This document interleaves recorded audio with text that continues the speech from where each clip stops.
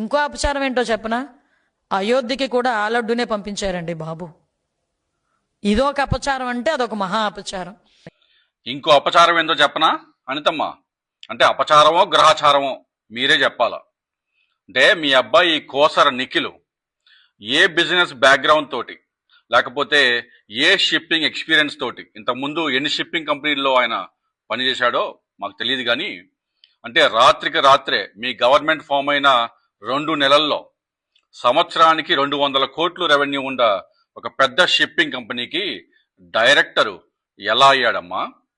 అంటే ఇంతకుముందు ఎన్ని షిప్పింగ్ కంపెనీల్లో, లేకపోతే ఎన్ని పోర్ట్స్లో, ఎంత లాజిస్టిక్స్ ఎక్స్పీరియన్స్ ఉందని ఆయన డైరెక్టర్ చేశారు చెప్తారా? మీకు ఆ షిప్పింగ్ కంపెనీకి ఉన్న ఒప్పందాలు ఏమిటి అనిత గారు? ఏం మారింది అసలు?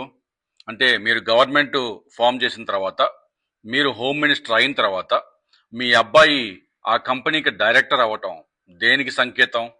ఇదే కాకుండా మార్చి 2025లో ఒకే రోజులో 3 వేరు కంపెనీలు మొదలుపెట్టి వాటికి డైరెక్టర్ అయినారు మీ అబ్బాయి. ఏందో అంత అర్జెంటుగా 3 కంపెనీలు ఫామ్ చేయాల్సిన అవసరం ఏమొచ్చింది? అంటే ఒక మనిషి బిజినెస్లో సక్సెస్ అవ్వటం మేము తప్పు పట్టలేదు, కానీ టైమింగ్ అమ్మా. మీరు గొడుగు తెరవంగానే వర్షం ఎట్లా మొదలైందా అని మా ప్రశ్న. ఈ అపచారమో గ్రహచారమో దీని గురించి సమాధానం చెప్పండి. అయ్యా బాబు గారు, మీరు సంపద సృష్టిస్తారంటే ప్రజల సంపద అనుకున్నా, మీ సంపద లేకపోతే మీ మంత్రుల సంపద అని మేము అనుకోలేదండి.